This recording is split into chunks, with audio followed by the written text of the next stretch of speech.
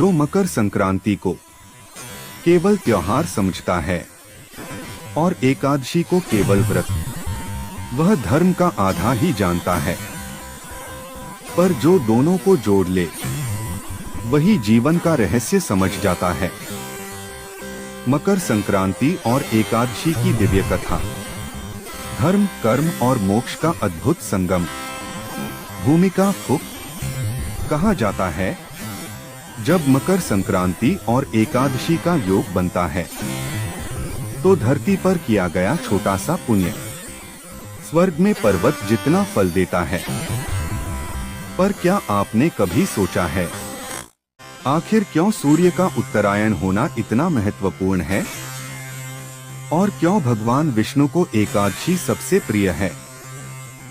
आज की यह कथा केवल एक त्योहार या व्रत की नहीं, बल्कि मनुष्य के कर्म, उसके अहंकार और अंततः मोक्ष की यात्रा की कथा है।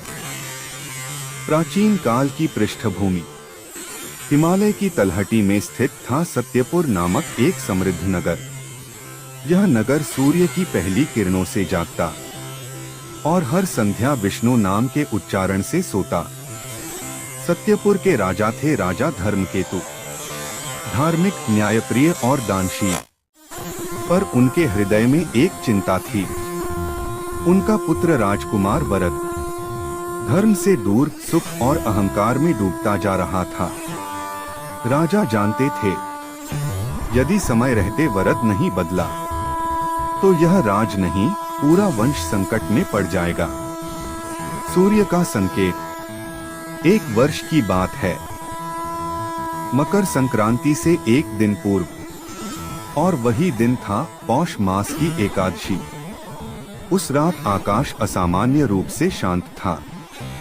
राजा धर्मकेतु को स्वप्न आया।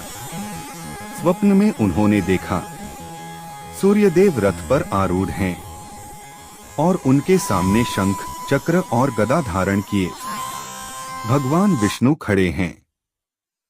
विष्णु बोले, राजन, कल सूर्य उत्तरायण होंगे और कल ही एकादशी है। यदि तुम्हारा पुत्र आज भी नहीं सुधरा तो उसका अहंकार उसका सबसे बड़ा शत्रु बन जाएगा। राजा की नींद टूट गई। उनका हृदय कांप उठा। एकादशी का व्रत। अगली सुबह राजा ने पूरे नगर में घोषणा करवाई, कल मकर संक्रांति है और आज एकादशी। प्रत्येक नगरवासी व्रत रखेगा, दान करेगा और आत्मशुद्धि करेगा।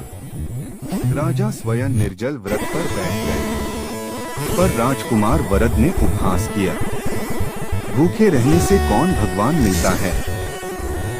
राजा ने शांत स्वर में कहा, पुत्र, भूख शरीर की होती है, पर एकादशी आत्मा की तृप्ति है। वरद हंसकर चला गया। अहंकार की परीक्षा। रात्रि में वरद अकेला शिकार को गया। उसी समय आसमान में बादल घिर आए। अचानक रास्ता भटक गया। भूख